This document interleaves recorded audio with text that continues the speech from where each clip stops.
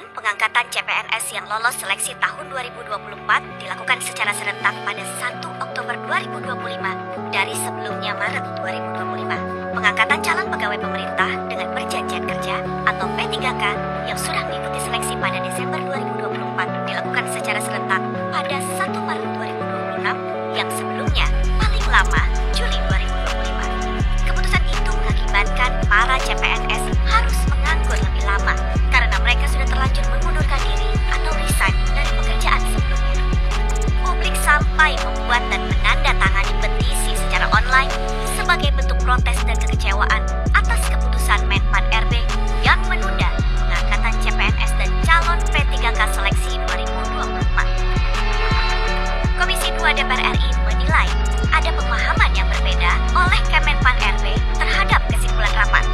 Anggota Komisi 2 DPR RI justru mendorong percepatan pengangkatan CPNS dan calon P3K yang sudah lolos seleksi 2024.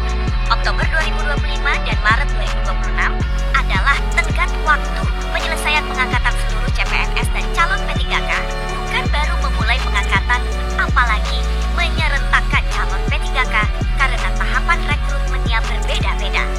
Kemenpan RB dan Badan Kepegawaian Negara atau BKN seharusnya tidak menerapkan skema pengangkatan serentak bagi CPNS dan calon P3K, melainkan tetap bisa mengangkat calon ASN dari instansi yang sudah melengkapi administrasi sesuai jadwal tanpa harus menunggu pengangkatan serentak. Kalau memang proses yang sudah ada ini berjalan terus dan sudah hampir selesai, karena mereka kan sebenarnya hampir selesai nih, karena tinggal mendapatkan tim DRH-nya, pengisian DRH-nya sudah, pengusulan timnya sudah, ya kan. Nah kalau memang itu sudah tuntas ya segera di SK saja, atau mereka juga nanti punya apa yang terhitung mulai tanggal, ada masa terhitung mulai tanggal, ya. Tidak perlu menunggu Oktober atau Maret. Ya. Kemenpan RB dinilai bisa membuat upaya atau langkah yang cepat dan inovatif untuk menyikapi keresahan publik. Komisi 2 DPR RI terbuka dan akan mendukung pemerintah untuk merumuskan kebijakan yang tepat. Apalagi pengangkatan CPNS dan calon P3K juga untuk membantu pemerintah mempercepat program-program terkait pelayanan publik. Meski tidak berharap ada penundaan pengangkatan calon ASN, Komisi 2 DPR RI meminta hak-hak calon ASN secara administratif harus dipastikan tetap berjalan sesuai prosedur. Saya kira nggak ada istilah bertahan dan tidak bertahan, lanjut atau tidak lanjut. Saya kira yakin betul pemerintah sedang memikirkan solusi yang paling baik supaya segera terserap hasil dari seleksi itu. Kesimpulan rapat itu kan umum, kebijakan umum. Saya kan pernah menyampaikan kalau memang ada yang bisa lex spesialis, bisa dieksekusi secara khusus, menurut saya dieksekusi saja. Sementara lupakan dulu lah soal TMT, gitu loh, supaya dinamika ini berangsur-angsur bisa dikurangi. Misalnya sinkronisasi data, sinkronisasi nomor induk pangkat, nomor induk pegawai dan lain-lain, itu kan proses yang sebenarnya terus berkelanjutan dan itu tidak tertahan gitu. Hak-hak calon misalnya ASN P3K itu tidak dikurangi atau dihilangkan, misalnya yang sudah dinyatakan lulus ya tetap jaminannya terangkat gitu. Begitu juga dengan P3K. Komisi 2 DPR RI akan memanggil kembali Menpan RB untuk membahas kembali proses pengangkatan CPNS dan calon P3K yang sudah berjalan. Gimana nih, kalau seandainya dealnya paling lambat, dan ini permintaan dari Menpan RB ya? Jadi gini, dalam rapat itu Menpan RB mintanya dengan BKN itu Maret 2026. Oke. Seluruhnya sama. Komisi 2 tidak mau itu. Makanya pertanyaannya kemarin, ketika CPNS itu sudah hampir selesai, loh kenapa ditunda lagi? Nah, akhirnya kesepakati mereka sanggupnya kapan? Tercetuslah kata-kata Oktober. Makanya kita tetapkan maksimal paling lambat 1 Oktober 2025 untuk yang CPNS. Oke. Untuk yang P3K karena yang tahap 2 aja belum jelas kapan ujiannya, mereka nggak berani majukan itu. Oke, akhirnya di 2026. Karena nanti berkaitan juga dengan P3K paruh waktu. Yang tidak lolos, tidak dapat informasi, tetap menjadi P3K paruh waktu dan harus dibuatkan NIP. Oke, berarti ini R2 dan R3 itu? Kalau kurang lebih begitu, Pak. Oke. Gimana kalau seandainya di akhir-akhir nih nanti kayak minta tambahan waktu dari Komisi 2 sendiri? Kalau menurut Bapak akan seperti apa? Kemarin Bapak udah cepet kenceng kan, ini mau kenceng lagi nggak? Ya kalau saya dan kawan-kawan secara pribadi mereka semua tidak mau ini ditunda-tunda. Karena kita maunya ini cepat, karena nasib orang ini. Kita bayangkan orang sudah berharap dilantik, diangkat, ya bukannya nggak setengah mati, tes CPNS itu setengah mati. Belajar dulu habis-habisan, berapa tahap, sampai lulus, itu kan pasti keinginannya segera dilantik, segera diangkat. Karena habis ini dia ada perajab. Itu kan cita-cita semua orang. Begitu rasanya jadi diangkat, sedangkan ini tiba-tiba cita-citanya mau dikaburkan. Nah makanya kami nggak mau. Kami berusaha, kawan-kawan, terutama saya di fraksi PDI Perjuangan, kita minta dipercepat. Oktober itu adalah batas akhir. Artinya gini, ketika Kementerian Pan-RB dan BKN selesai, ya angkatlah orang-orang ini. Tidak perlu harus serentak di ujung di tanggal 1 Oktober. Oke. Gimana dengan kemarin kan kita tuh kalau kita mau cerita dari teman-teman tadi juga menceritakan gimana susah payahnya buat menyesuaikan dengan persyaratan. Gimana kita harus mencari persyaratan ini itu keluar uang yang cukup banyak juga untuk surat kesehatan dan yang lainnya. Di sini posisinya kita masih diundur sampai 2026. Gimana dengan proses pembayaran nantinya? Kemarin Bapak juga sudah menekankan hal itu. Tapi ada beberapa daerah yang sudah tidak sanggup untuk melakukan pembayaran. Jadi gini, ini kan kita harus bedakan beberapa klaster mengenai pembayaran P3K. Banyak daerah itu berangan-angan dan bercita-cita bahwa ini dibiayai oleh pusat. Akan tetapi pada kenyataannya pemerintah pusat tidak bisa membiayai semuanya.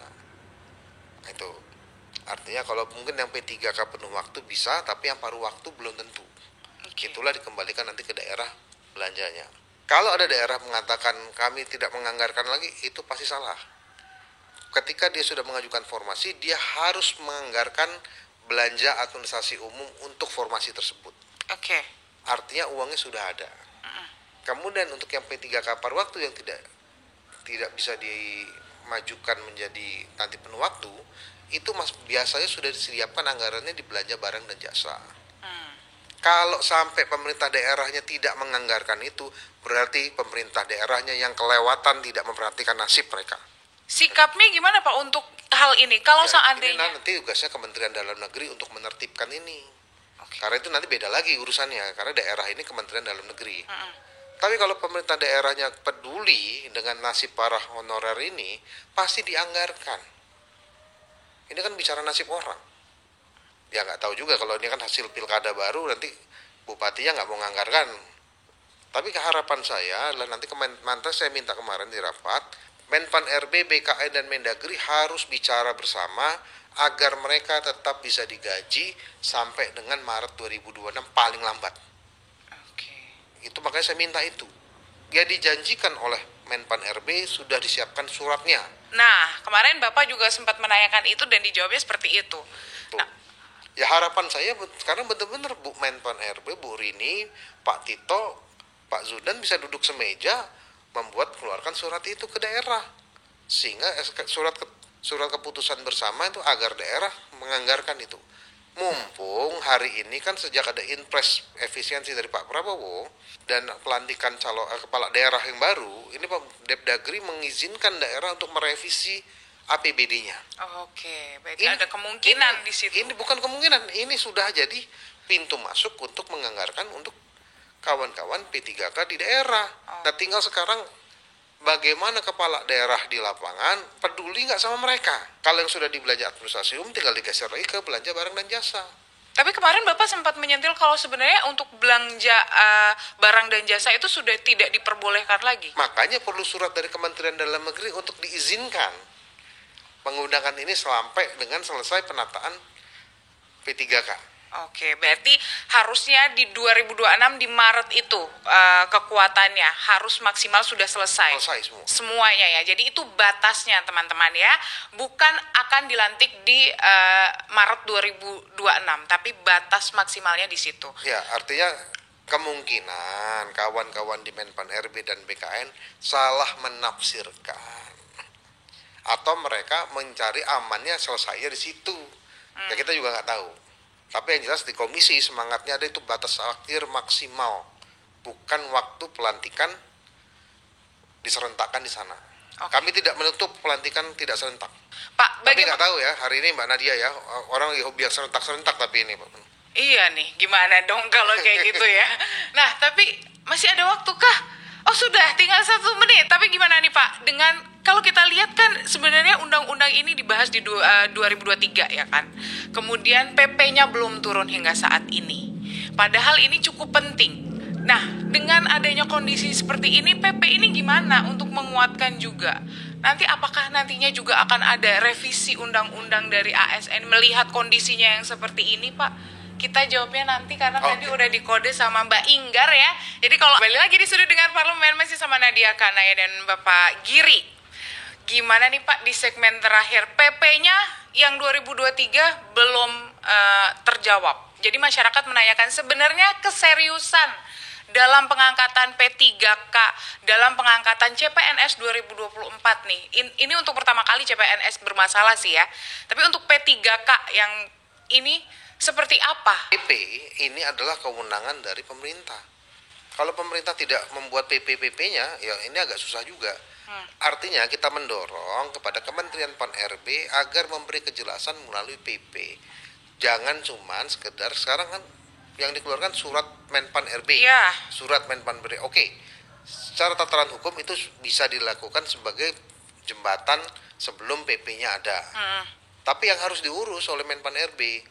Sekarang ya hari ini Menpan-RB ini sibuk dengan penataan birokrasi pemerintah pusat yang berubah. Itu juga PR-nya udah masih banyak. Tambah lagi PR pengangkatan ini. Ya mau nggak mau ya Menpan-RB, kepala BKN, kepala jadi kaki jadi kepala. Karena ini berurusan dengan nasib banyak orang. Yes.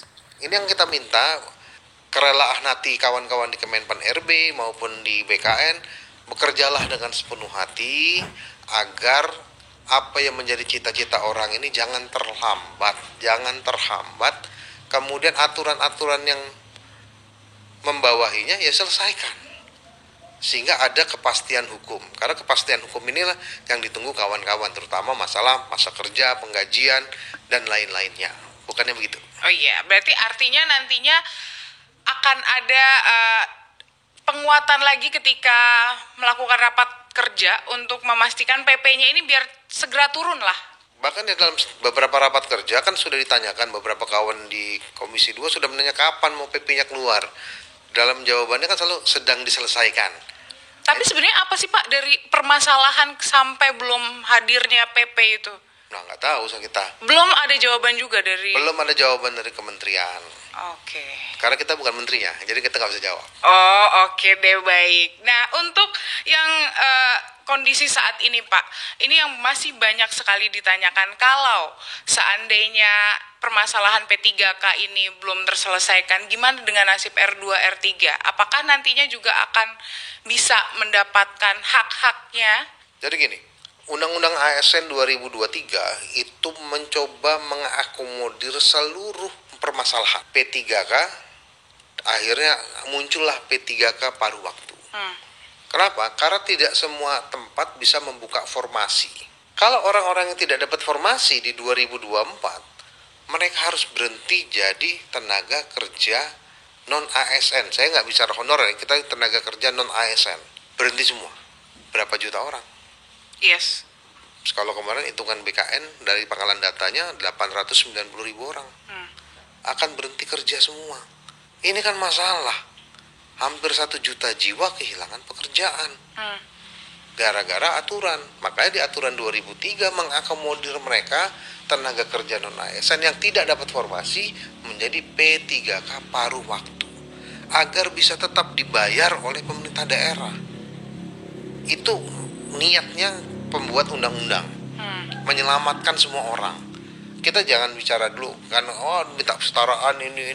Itu nanti, yang penting selamat dulu. Yes. Nah, setelah selamat, semuanya tetap bisa kerja dan bisa digaji, baru kita bicara ke depan revisi undang-undangnya bagaimana untuk mengakomodir mereka. Saya tahu keresahan kawan-kawan yang paruh waktu. Kalaupun mereka jadi paruh waktu, apakah mereka ada kesempatan diangkat menjadi Iya.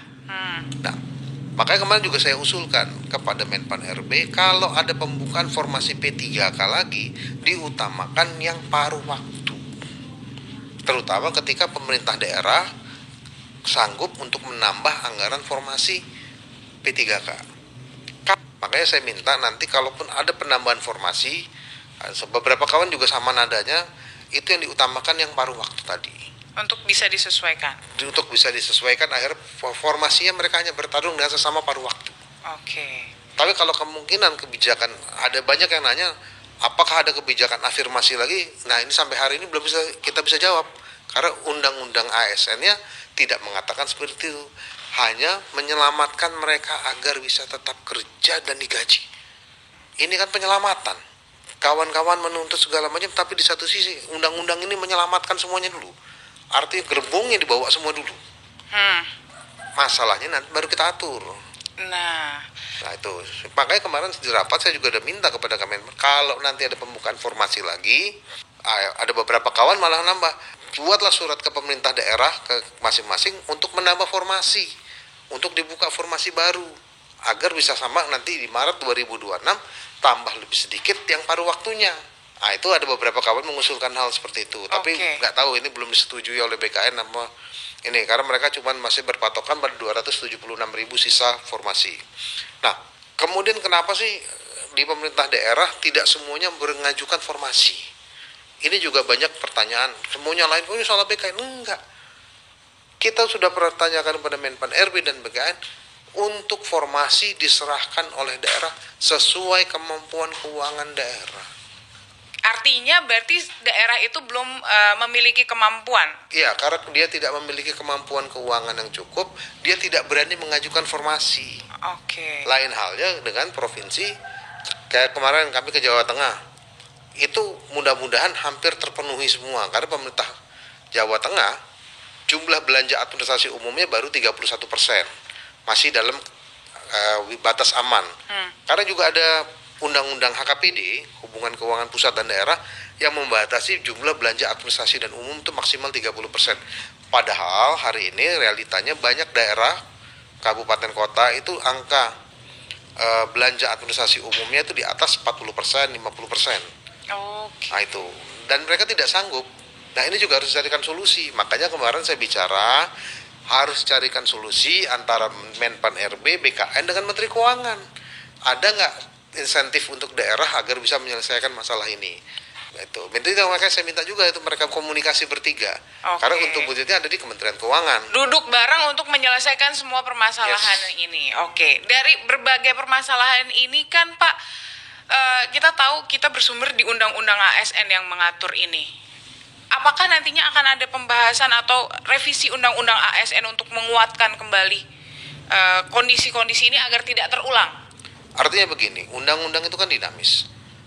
Dengan adanya permasalahan, dengan realita yang ada, kejadian-kejadian yang ada, ini akan membuat suatu formulasi seperti apa nanti undang-undang ASN yang kita mau perbaiki. Nah, baru nanti tinggal pilih usulan dari DPR atau usulan pemerintah untuk masuk ke Badan Legislasi untuk dibahas. Oke, jadi udah terjawab ya. Kalau permasalahan-permasalahan di 2026 itu batas maksimalnya. Artinya sebelum itu harusnya BKN, Menpan RB sudah bisa menyelesaikan semuanya. Ya, catatannya kita nunggu juga instruksi Presiden, karena Bu Menpan RB sudah ketemu Pak Presiden. Ya mudah-mudahan ada solusinya biar mempercepat proses ini semua. Ya kita berharap Pak Prabowo sebagai Presiden kita memahami kondisi yang ada, sehingga ada respon yang baik untuk kita semua. Oke, Pak, terakhir, dengan kondisi seperti ini, kepercayaan masyarakat ini udah menurun. Pastinya dengan berbagai harapan-harapan yang harusnya terjadi di 2025 akhirnya berubah, kepercayaannya mulai menurun. Dari Komisi 2 sendiri untuk memastikan kalau tidak akan ada lagi nih perubahan, semuanya on straight dengan jadwal dan ketentuan. Apa yang ingin ditekankan ke... Ya makanya kan saya selalu bilang, ada ketakutan di antara kawan-kawan yang sudah lulus CPNS terutama, ini bakal berubah lagi karena diundur ini. Makanya saya kemarin di dalam rapat kerja, transparansi itu yang utama, agar jangan ada orang yang mengatakan kok saya lulus, saya sudah dinyatakan diterima, tahu-tahu formasi saya hilang. Yes. Nah, ini transparansi, ini yang diutamakan. Kemudian kita juga minta pasti dalam setiap kesempatan rapat evaluasi, kita evaluasi. Saya akan minta kawan-kawan komisi untuk rapat kembali dengan BKN dan Menpan RB mungkin 3 bulan lagi. Update terjadi sampai apa sih? Kita kan mau tahu, jangan sampai nanti udah kita kasih ini, ya rupanya nggak dikerjakan. Okay. Nah inilah, tapi kita harus bicara, saya kan nggak bisa sendiri, karena ini kan komisi, secara komisi secara keseluruhan. Artinya kita akan mengajukan pada pimpinan komisi melakukan evaluasi dari hasil rapat kemarin beberapa bulan ke depan, mungkin sekarang Maret, April, akhir Mei sudah kita rapatkan lagi. Oke, berarti di masa sidang selanjutnya kita lihat bagaimana selesai sampai di mana. Oke, jadi kita tunggu kepastiannya seperti apa ya. Semoga ada angin sejuk dari Pak Presiden dengan permasalahan ini bisa terselesaikan. Kita juga bisa diangkat semua baik CPNS maupun P3K di waktu yang tepat ya. Semoga sebelum batas maksimalnya tadi untuk CPNS di Oktober 2025 dan P3K di Maret 2026. Terima kasih Pak Giri Ramanda Kemas yang sudah meluangkan waktu di Sudut Dengar Parlemen. Nanti kalau seandainya banyak yang ingin bertanya, mungkin teman-teman, dan ingin Pak Giri untuk kembali menemani Nadia dan ngobrol, boleh langsung di komen aja di YouTube-nya ya. Nanti pertanyaannya Nadia sampaikan. Ya kan Bapak? Sip, oke. Terima kasih untuk kehadirannya Bapak. Terima kasih juga buat yang sudah menyaksikan dan mendengarkan Sudut Dengar Parlemen. Terus saksikan dan dengerin Sudut Dengar Parlemen di episode selanjutnya. Bye.